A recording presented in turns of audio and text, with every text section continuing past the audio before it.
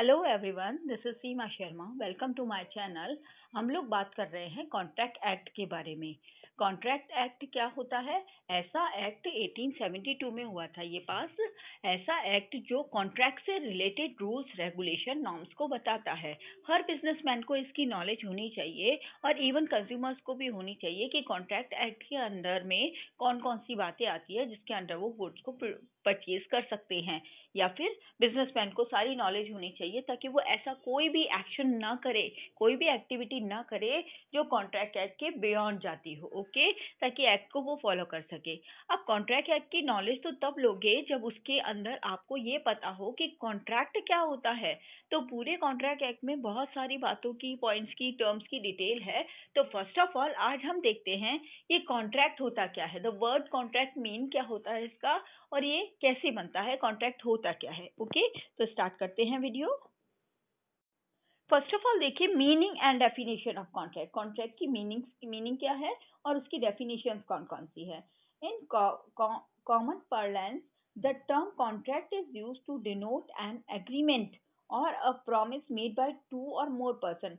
दो या दो से ज्यादा लोगों के बीच में जब कोई प्रॉमिस किया जाता है, यानी दोनों एक दूसरे के साथ में, कोई दो पार्टीज एक दूसरे के साथ में कोई एग्रीमेंट करती है।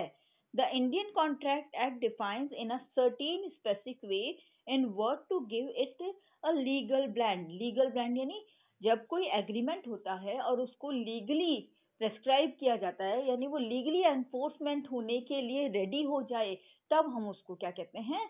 कॉन्ट्रैक्ट कहते हैं। According to section 2H, noting करेंगे आप, according to section 2H of act, कौन सा एक्ट? Contract act.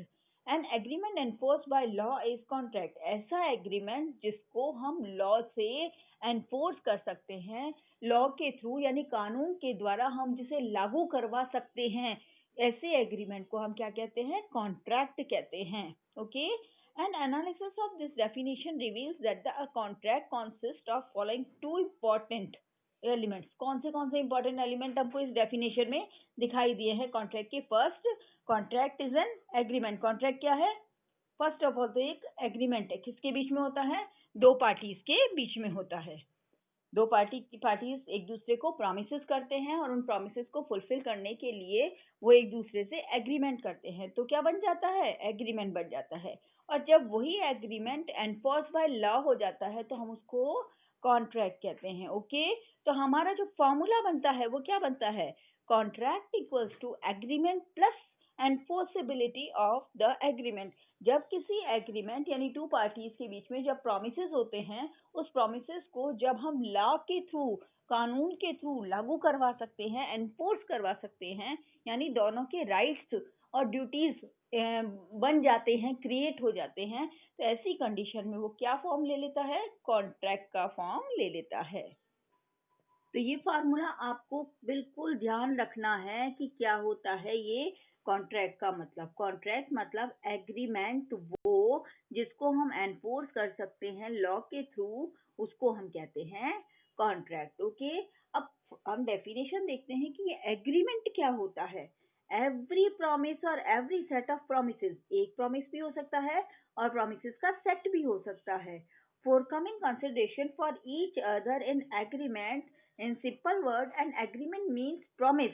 एग्रीमेंट का मतलब होता है दो पार्टीज जिन्होंने एक दूसरे को प्रॉमिस किए हो। Okay, it is created when person makes an offer to another person and that other person signified his assent और एक्सेप्टेड। अगर कोई पर्सन किसी दूसरे को कोई ऑफर करता है, जैसे मान लीजिए मैंने किसी को कहा, एक पर्सन को कहा कि आप मेरी कार खरीदने को तैयार है, मैं 5 लाख रुपीज में अपनी कार सेल करने को तैयार हूँ। ओके, तो उसने मेरा ऑफर लिया, ठीक है, ऑफर को उसने एक्सेप्ट किया। अगर उसने ऑफर को एक्सेप्ट कर लिया तो वो कार खरीदने को तैयार है और मुझे 5 लाख रुपीज पेमेंट करने को रेडी है। तो दोनों के बीच में क्या प्रॉमिस हुए? मैं उसे कार दूंगी और वो मुझे अमाउंट पे करेगा। ओके, तो दोनों के बीच में जो प्रॉमिसेस हुए, प्रॉमिसेस से क्या क्रिएट हुआ?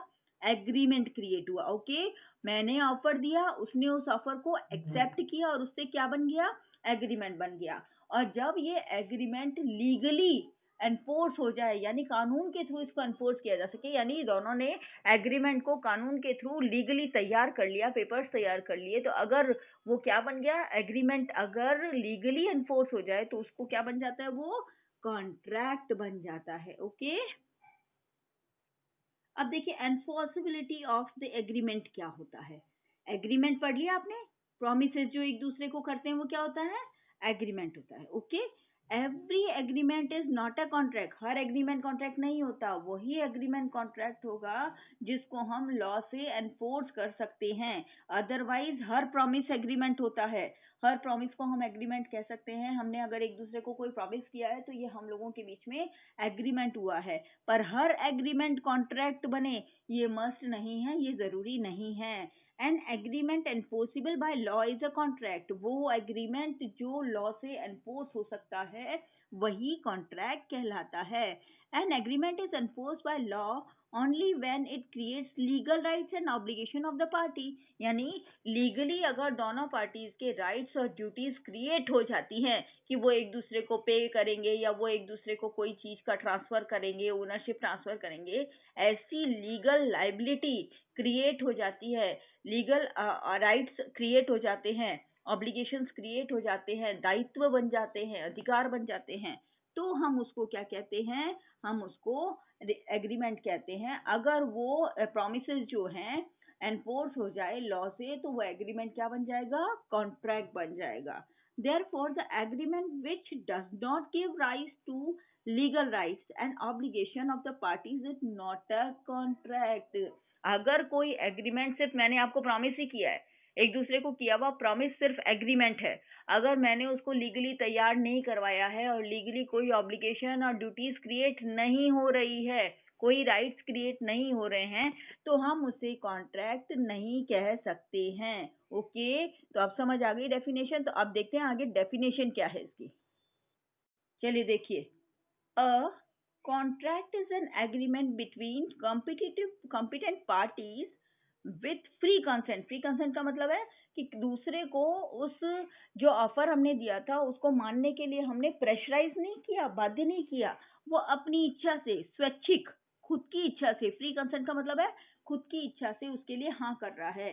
Free consent upon a legal consideration and with the lawful object to do or to abstain from doing something which give rise to legal obligation of the parties। यानी contract का meaning क्या हुआ, ऐसा agreement किनके बीच में, parties के बीच में, जिसमें एक ने ऑफर दिया है और दूसरे ने उसको फ्रीली एक्सेप्ट किया है बिना किसी प्रेशर के, और उसके बाद दोनों ने उसको लीगली एनफोर्स कराने के लिए तैयार कर लिया है, तो वो एग्रीमेंट क्या बन गया, कॉन्ट्रैक्ट बन गया। उसका ऑब्जेक्टिव लीगल होना चाहिए, कुछ भी इलीगल ऑब्जेक्टिव उसमें नहीं होना चाहिए, जैसे तस्करी वगैरह का काम, सोने की तस्करी करना, ड्रग्स की तस्करी करना, ये सब चीजें कॉन्ट्रैक्ट नहीं कहलाती है, चाहे इसको इसको कितना ही हम प्रोमिसेस या एग्रीमेंट कह दें, पर ये कभी भी कॉन्ट्रैक्ट नहीं कहलाते हैं। ठीक है, कंसिडरेशन मतलब होता है जो बदले में मिल रहा है, जैसे मान लीजिए मैंने 5 लाख रुपीज की कार सेल करने का प्रॉमिस किया है, तो उसने अगर मुझे प्रॉमिस किया है 5 लाख रुपीज पे करने का और मैंने प्रॉमिस किया है कार देने का, तो ये कंसिडरेशन जो प्रतिफल है, यानी मैं उसको कार दे रही हूँ और वो मुझे 5 लाख रुपीज दे रहा है, तो ये क्या है, लीगल है, इलीगल इसमें कुछ भी नहीं है। तो कंसिडरेशन लीगल होना चाहिए, ऑब्जेक्टिव लीगल होना चाहिए और एनफोर्स बाय लॉ होना चाहिए, तो एक एग्रीमेंट कॉन्ट्रैक्ट बन जाता है। ठीक है, तो अब आपको ये फॉर्मूला क्लियर हो गया कि कॉन्ट्रैक्ट क्या है। कॉन्ट्रैक्ट एक ऐसा एग्रीमेंट है जिसको हम लॉ से एनफोर्स करा सकते हैं। कॉन्ट्रैक्ट एक ऐसा प्रोमिसेस ऑफ ग्रुप है, एग्रीमेंट यानी ग्रुप ऑफ प्रोमिसेस, प्रोमिसेस का जो बंडल होता है दैट इज कॉल्ड एग्रीमेंट, और अगर उसको हम एनफोर्स बाय लॉ करवा ले, लॉ से एनफोर्स करवा ले, तो वो क्या बन जाएगा, कॉन्ट्रैक्ट बन जाएगा। कॉन्ट्रैक्ट बनते ही लीगल ड्यूटीज, लीगल ऑब्लिगेशन और लीगल राइट्स क्रिएट हो जाते हैं, बन जाते हैं, और एक दूसरे को पे करने के लिए या जो भी वस्तु है, जो भी थिंग है, उसको ट्रांसफ़र करने के लिए, उसकी ओनरशिप ट्रांसफ़र करने के लिए वो एनफोर्स हो जाते हैं, बाध्य हो जाते हैं, उसी को हम कॉन्ट्रैक्ट कहते हैं। ठीक है, तो आज का हमारा वीडियो कॉन्ट्रैक्ट के मीनिंग से रिलेटेड था। होप करती हूँ आपको कॉन्ट्रैक्ट का मीनिंग समझ आ गया होगा। अगर आपको कुछ भी नहीं समझ आया है तो मुझे तुरंत आप कमेंट करिए, कमेंट करेंगे, मैं रिप्लाई ज़रूर करूँगी आपको। Okay, thank you and bye bye.